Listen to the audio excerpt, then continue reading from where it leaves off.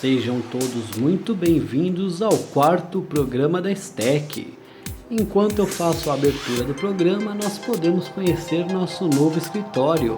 Depois de muito tempo, muito trabalho e muito custo, conseguimos estas novas instalações exclusivas. Vejam só que legal. Oi John, tudo bem? Fala oi. Ali tem a Marta e o Kevin. Aqui tem o Arnold. Oi Arnold, bom trabalho para você hoje.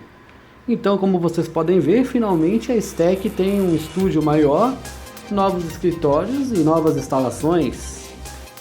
Ou não? E é isso aí, turma. Na aula de hoje nós falaremos sobre gamificação. Então, roda a vinheta.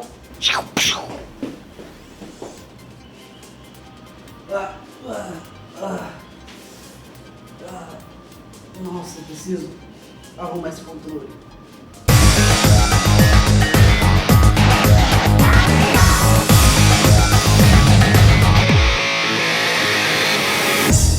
Chamamos de gamificação ou ludificação o processo de integrar elementos do design de jogos a tarefas cotidianas, principalmente em ambientes de trabalho, ambientes profissionais e o ambiente acadêmico. É sabido que os jogos eles evoluíram de acordo com a história da humanidade.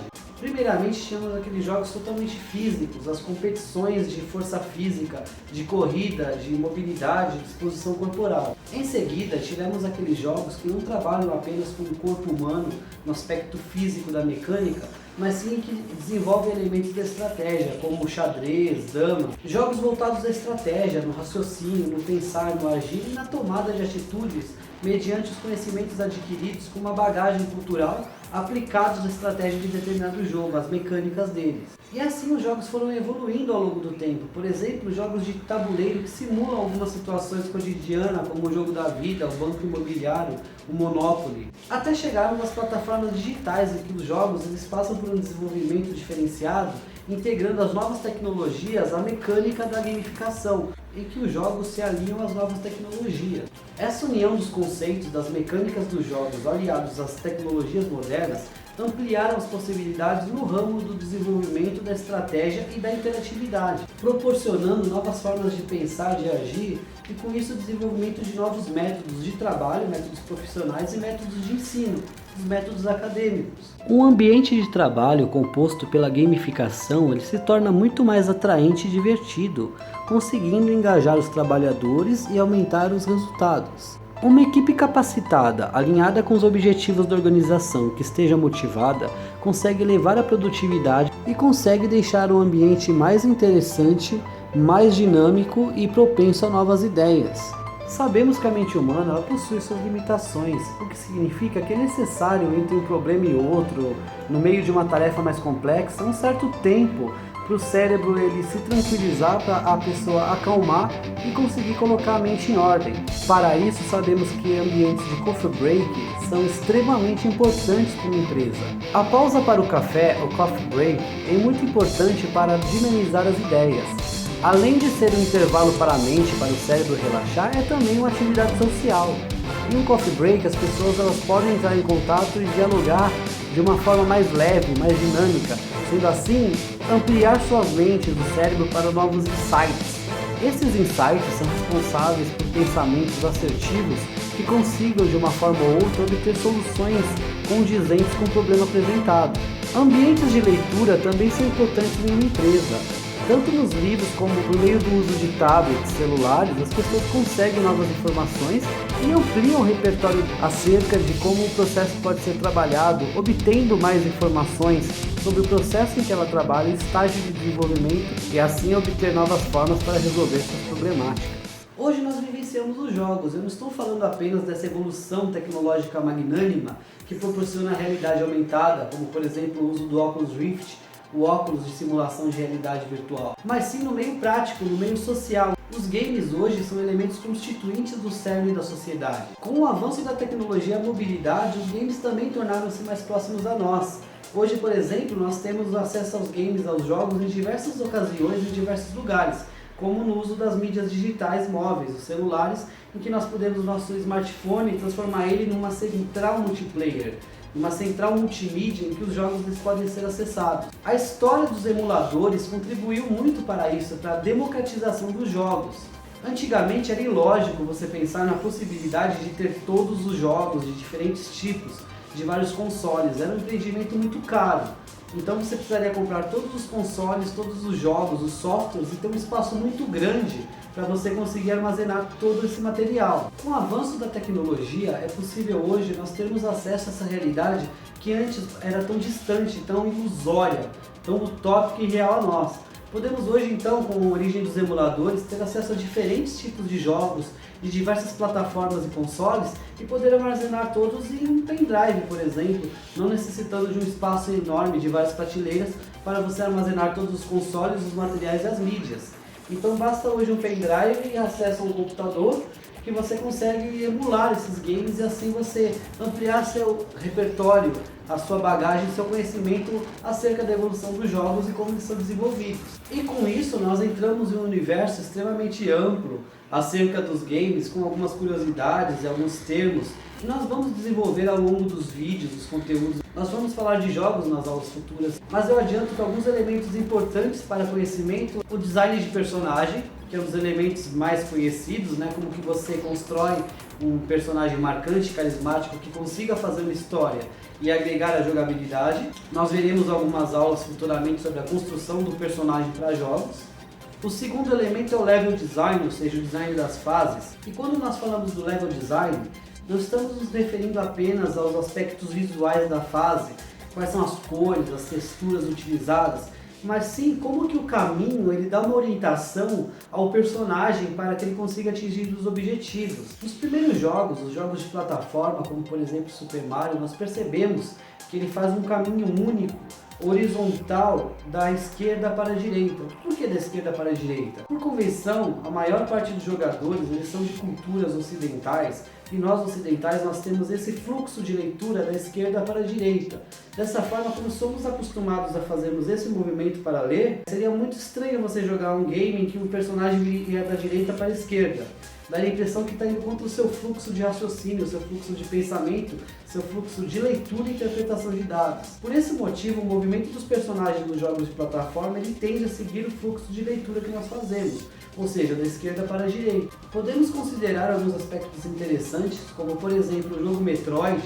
Ele foi uma revolução no aspecto do level design, por ser um dos primeiros games que não só limitavam você a explorar no sentido horizontal, da esquerda para a direita, mas também no sentido vertical, de você poder descer a fase e subir, e principalmente revisitar outras localidades, outras regiões da fase ao longo do game. Você não ficava limitado a passar uma fase por vez, mas você poderia revisitar fases anteriores e áreas das fases para destrancar segredos novos, pegar itens, e isso deu uma dinâmica totalmente diferente aos games. Sobre o design de jogos, nós temos uma curiosidade interessante. Por que quando você pega o primeiro Super Mario antigo, na era dos pixels, né, dos bits, se você olhar o padrão da confecção do character design, ou seja, o design do personagem, vai ver que a cabeça dele tem a mesma largura dos pés, mas por que isso? Por que os personagens antigamente eles tinham a cabeça tão grande? Nós sabemos que essa evolução, antigamente por uma limitação técnica, foi evidenciando que o personagem, quando ele evolui no aspecto tridimensional, ele não possa perder as características que ele já tinha na era dos 16 bits, senão você teria algo como uma quebra da identidade visual. Então hoje o Super Mario ele tem algumas características que ele herdou da época dos 16 bits. Com poucos pixels era difícil você fazer uma boca, fazer detalhes no rosto do personagem. Então como que você poderia indicar onde era o nariz, onde era uma boca? Era difícil. Qual foi a estratégia utilizada então para fazer o Super Mario? Foi colocar um bigode. O bigode, nos pixels, ele conseguia identificar aonde é o nariz e onde é a boca. Como era difícil antigamente você fazer animação de cabelo devido à limitação técnica, eles resolveram colocar esse boné no Super Mario, porque assim ele poderia pular sem você precisar animar o cabelo se movimentando. E aí vem a questão da cabeça, nos 16 bits, ter a mesma largura dos pés. Isso ocorre porque na jogabilidade, no gameplay, quando você está jogando com Super Mario e você vai mirar um bloco, ou você vai pular de um penhasco, de um ambiente a outro, você mira com a cabeça, visto que é a parte que ele vai atingir o bloco, embora nós sabemos que ele não atinge o bloco com a cabeça, mas sim com a mão. Então você mira com a cabeça para pular, mas você mira com o pé na queda. Então a cabeça ela tem a mesma largura dos pés para que essa sincronização seja mais facilitada.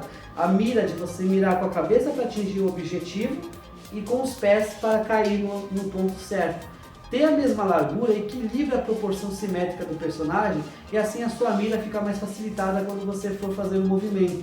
O Luigi também integrou algumas características da era dos 16 bits. Você tinha um personagem principal que era o Mario, mas você precisaria fazer mais um, fazer outro personagem. E como que com poucos pixels você vai conseguir construir uma pessoa diferente nos 16 bits? Foi criado o Luigi, então, simplesmente pegando a sprite do Mario, deixando ela 2 pixels mais alta. Então o Luigi ele é mais alto que o Mario, para você perceber que ele é um personagem diferente. E aí foi aplicada uma coloração diferenciada nele, o verde, né? Já que o Mario ele tinha os tons de vermelho, o Luigi ele ficou com os tons de verde, pois os consoles antigos eles não conseguiam armazenar grande informação de cor. A cor que não era utilizada no fundo, que não era utilizada em outros ambientes, foi a cor que sobrou para você fazer o personagem Luigi. Um processo de gamificação em uma escola, por exemplo, ela auxilia a engajar os alunos a ter mais foco, a ter mais atenção às aulas. Como que se dá o processo de gamificação? É você aplicar elementos do design de jogos, da jogabilidade, do gameplay na realidade cotidiana.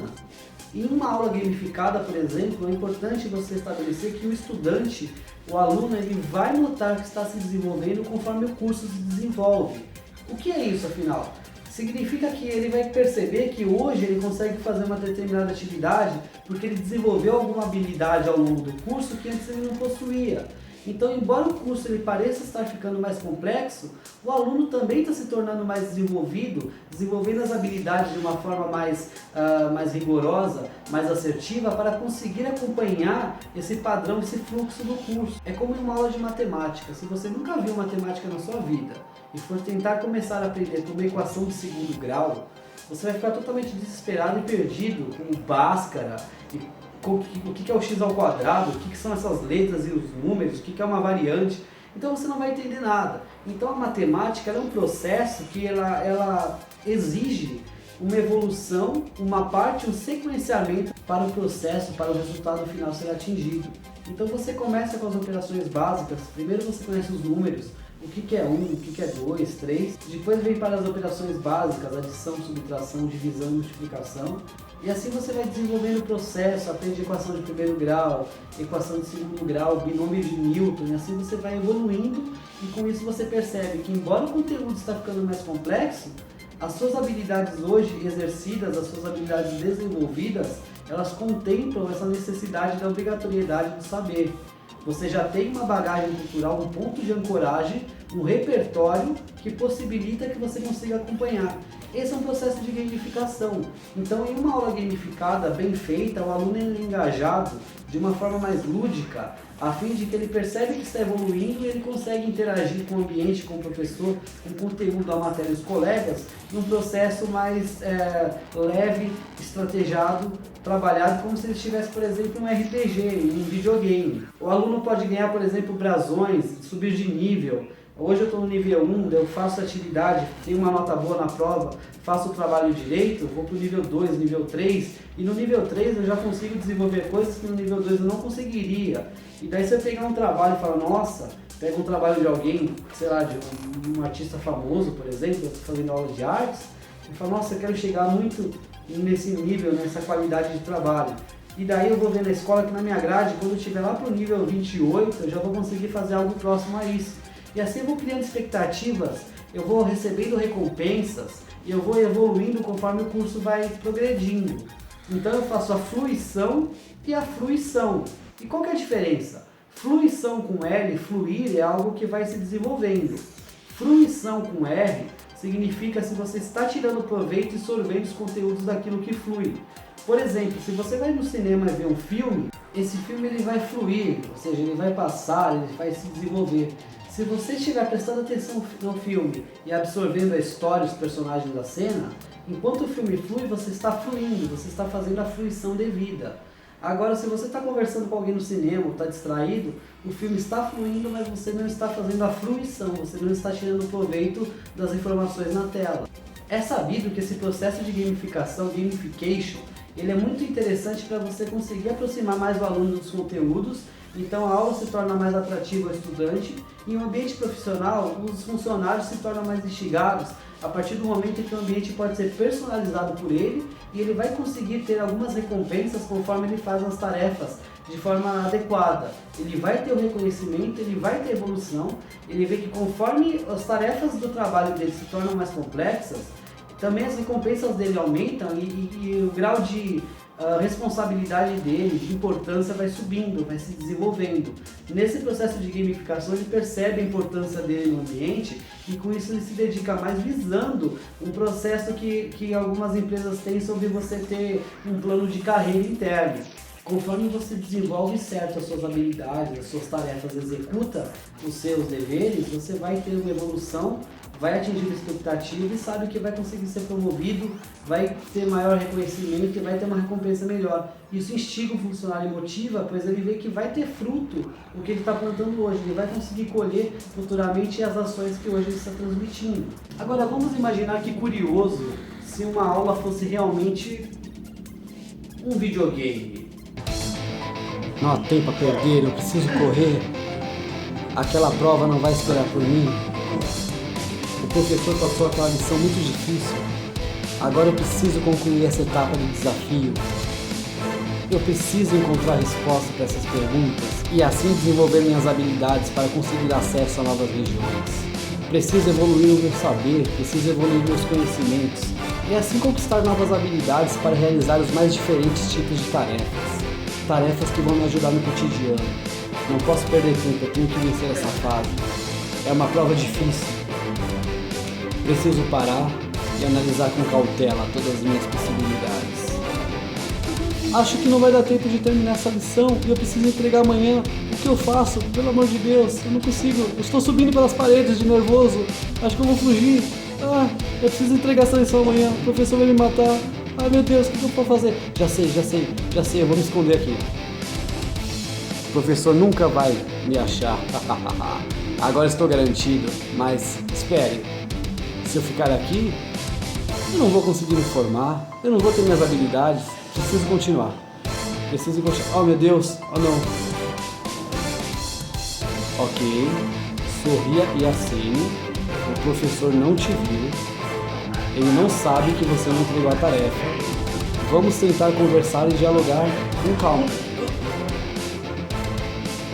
Eu não sei se vai ser uma boa ideia. Vamos tentar conversar. Professor, eu posso entregar essa lição amanhã? É que teve feriado e meus... Professor, eu posso entregar essa lição amanhã? É que teve feriado e meus amigos me chamaram para sair. Ok, sem problemas? Que é isso, eu tenho moral, eu sou uma pessoa descolada, eu vou falar com o professor de boa, ele vai entender. Vou chegar nele e falar, professor, é o seguinte, você acha que eu não tenho mais nada para fazer da vida? Você acha que é só a sua matériazinha? Você acha que é assim? Né, professor? Quando você quer, né? Eu pergunto se você corrigiu minha prova, você vai lá e fala, você acha que eu tenho só a tua turma para corrigir? Né? Você vai ver, da próxima vez que você perguntar se eu fiz a lição, eu vou falar, você acha que eu tenho só a sua matéria? Isso aí, eu vou chegar nele e vou soltar essa. Ele vai rir, vai dar certo. Ele vai até contar pro diretor. Eu vou ser promovido, eu vou ser um aluno muito bom. Sou espertão. Não, eu tava brincando, eu vou fazer a lição, eu juro, socorro. É importante considerarmos alguns elementos sobre os aspectos do gameplay e do roteiro do jogo.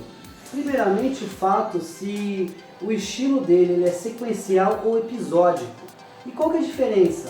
Um jogo ele é episódico quando uma atitude, uma ação que você faz agora não acarreta diretamente na ação futura. Ou seja, por exemplo, um jogo dividido em fases. Se você pegar toda a munição em uma fase e desperdiça toda ela, você acaba. Tem alguns jogos que quando você finalizar a fase e começar outra, a sua munição foi recarregada, a sua barra de vida está cheia. Então nós falamos que esse tipo de jogo ele é episódico. Cada fase é um episódio diferente e algo que você fez na fase anterior não vai prejudicar e afetar alguma ação futura, alguma possibilidade que você tem adiante. Já um jogo sequencial, você tem que tomar muito cuidado porque cada ação que você faz em uma determinada fase, num estágio do jogo, ele vai afetar diretamente algo que pode acontecer lá na frente. Por exemplo, se você pegar um jogo como Resident Evil, se você em alguma fase, alguma missão desperdiçou e acabou com sua munição, você sabe que lá na frente você vai carecer disso para derrotar algum inimigo mais poderoso, um chefão, De repente, alguns jogos você nem consiga terminar 100% as missões porque faltou você fazer algo lá atrás, em uma fase anterior. Então esse tipo de jogo ele é sequencial, pois segue uma sequência. Diferente dos episódicos em que cada fase, cada missão é um episódio isolado e uma ação não interfere em outra. Esses são os dois ambientes existentes em um jogo. Já em relação ao roteiro, à narrativa, nós temos dois tipos de narrativa nos jogos. Uma que nós chamamos de narrativa fixa e a segunda que chamamos de ludonarrativa. E qual que é a diferença? A ludonarrativa é a história que você faz enquanto joga, ou seja, a história que você faz durante o gameplay. Vamos supor que você tem um jogo de plataforma que ele não tem nenhuma cutscene, nenhum roteiro por trás. Aparentemente ele não tem nenhuma narrativa, nenhuma história. Mas na realidade ele tem sim, ele tem a história que você faz enquanto você joga. Por exemplo, você sabe que na primeira fase você fala, ela foi fácil. A segunda fase é mais difícil, eu morri 2 vezes. Na terceira fase eu entrei no castelo, daí eu derrotei um inimigo, daí eu perdi uma vida no segundo, mas achei um baú, recuperei no terceiro. Essa história que você faz enquanto você joga é a ludonarrativa. E o processo de gamificação, gamification, ele ensina ao jogador como que ele tem que se portar. Então, a primeira fase, geralmente dos jogos, é um tutorial, que ele vai explicar como que você tem que fazer, quais movimentos você tem que tomar. A segunda fase do jogo, ou a primeira fase pós-tutorial, era um pouquinho mais fácil e mais simples para o jogador poder se adaptar com os controles e começar a colocar em prática o que ele aprendeu no tutorial. Conforme o jogo ele vai evoluindo, as fases vão passando, ela vai ficando mais difícil, mas ao mesmo tempo o jogador está mais acostumado com os controles, o personagem dele foi ficando mais forte, então significa que ele tem ferramentas para conseguir dar conta de fases mais complexas. Esse é o processo de gamificação, então perceba que esse processo do jogador perceber que ele está melhorando as habilidades dele e que o personagem dele está mais preparado para missões complexas é o que tem que acontecer no mercado de trabalho, no mercado acadêmico, nas escolas. Os estudantes eles têm que perder o medo de fases mais futuras, de estágios avançados, pois eles têm que saber que eles vão ter ferramenta e recursos para lidar com aquilo. E embora o curso ele pareça que vai ficar mais complexo, no processo de gamificação, o estudante ele sabe de forma clara que ele vai se desenvolver, ele vai ter ferramentas para conseguir dar conta dessa missão. Já a história real, a história de fato do jogo, aquela que vem no manual, aquela história que tem um roteiro escrito, nós chamamos de narrativa fixa. Essa narrativa fixa é a história que tem realmente por trás do jogo. Então, a história que é roteirizada no game, nós chamamos de narrativa fixa, e a que você faz durante o gameplay, conforme você joga, de ludonarrativa. E tem um fato que fica muito interessante nós sabermos a diferença. O que é, afinal, narrativa fixa e ludo? Qual que é essa diferença? O que difere tanto de uma para outra? Pense, por exemplo, se o seu personagem ele morre durante o gameplay, durante a ludonarrativa, você não fica triste, só frustrado pela sua falta de habilidade ou descuido. Mas você não fica preocupado com o personagem, pois você sabe que ele morreu no gameplay, ele morreu na fase, ou seja, ele vai renascer do último save point, ele vai renascer, vai ter um continue, ele vai voltar, o personagem não morreu. Você perdeu a fase, mas você pode recomeçar, então ele não morreu de fato.